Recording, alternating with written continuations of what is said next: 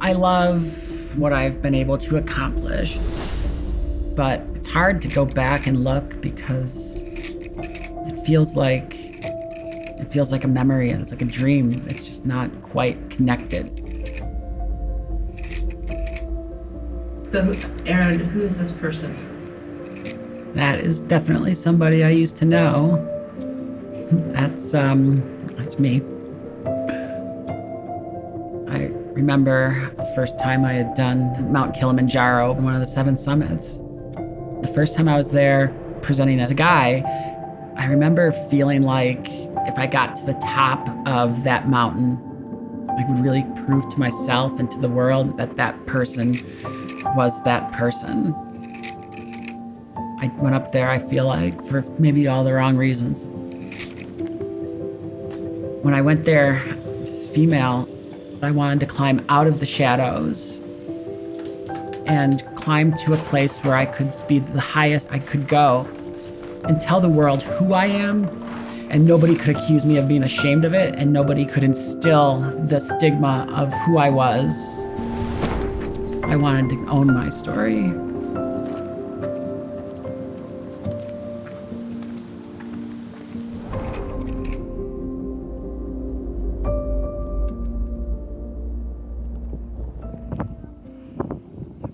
Hey allies, guess who? It's me, your favorite climber. So, I am 2 steps to the top of this mountain. This is the point where I start thinking about who got me here. And I think all you guys, family, friends, everybody who lifts me up, and everybody that pushes me up to the tops of these mountains. With Erin, she never wanted to be the spokesperson for the community. She never wanted to be visible. For her, it took her so long in life to transition because there wasn't anybody that she looked at and related to and thought, well, they're doing this, I can do this, I know I can do this. Someone's got to do it. And she nominated herself. This all was pretty. You're pretty. Erin is. Oh, thank you.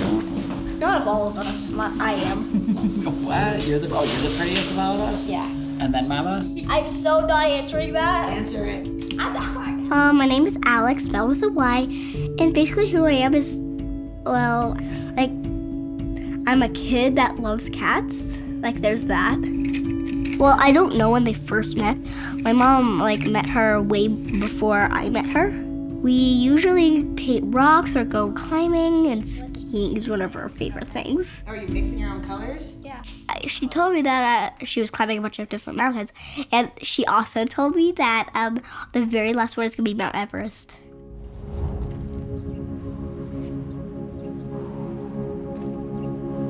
I definitely want to see the 7 summits move on. I know that I have to do a lot of training in order to get there.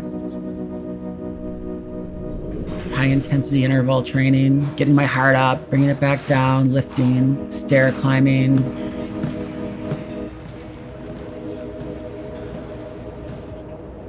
Took a long time to get into the shape where I could go day after day after day after day.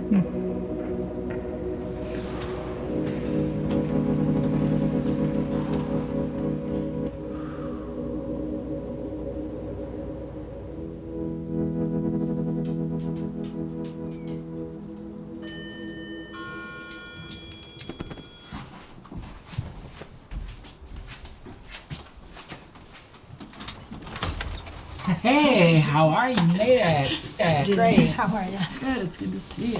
Good to see you. Thanks for coming. I was thinking the other day about when we were in BC and about one of the backcountry trips, and we were standing on the side of the hill. I was always very athletic and enjoyed sports and things like that when I was growing up. It was just so nice to have a family member and somebody who I could relate to living out west. You know, a lot of my growth in learning more about backcountry and skiing and things like that was with Erin. I always had a special connection with Erin. I think at the time necessarily we didn't understand what that connection was. When When I came out to Beth, I was so afraid. You've got all of these people in your life, and you go decades wondering what would they say if, I let them know who the true me was. I knew she was going to be one of the people that I could trust. This was going to be no different. If that's what Erin wanted, I was behind her 100%. Aside from tackling the 7 summits and her own journey, being willing to be a spokesperson or a role model for a whole subset of society or community is just more than I could fathom. I can't believe it. We got to do another ski trip. We do, I know. We do. Maybe we'll put that on the list when you get your 7 summits done. When I get it done. Hi. Hello, how are you? It's been so long. It's good to see you. It has been a while. Good to see you. Come sit. All right, sounds great. You look good. Thank you. Now remind me where we are. So everything is done. It's gone, or the stitch stayed. No, the stitch is gone. So because of this vocal cord injury, your body wants to compensate and do kind of the wrong thing. And so in order to do the right thing, it's all about breathing. Connect to the breath. Hear the sounds. The syllables, he to the vowel oo. He, relax your face.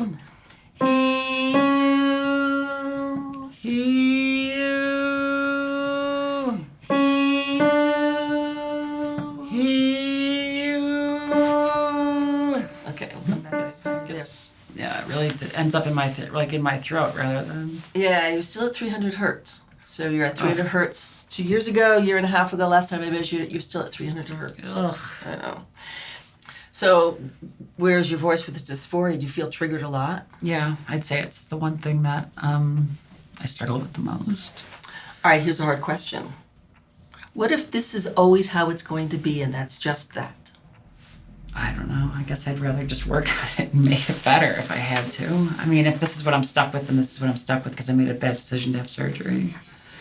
But, so what are the other things you do to work on dysphoria, to kind of be at peace with yourself? Because you do so much. At this point, it's becoming a lot of self-acceptance and being proud of who I am.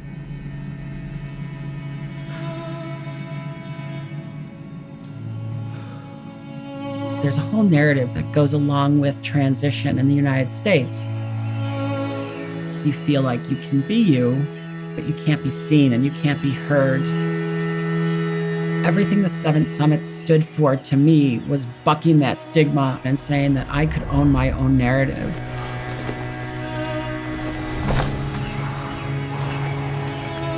Show myself who I was and how strong I was and how strong I had become. And that was my way that I sought to do that.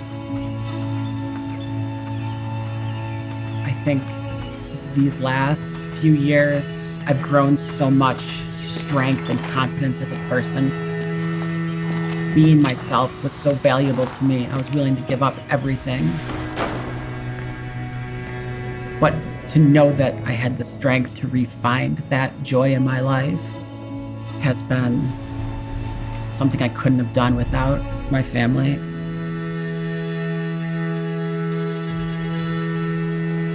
I'm Erin Parisi, and I've decided to climb all of the 7 summits as my true self.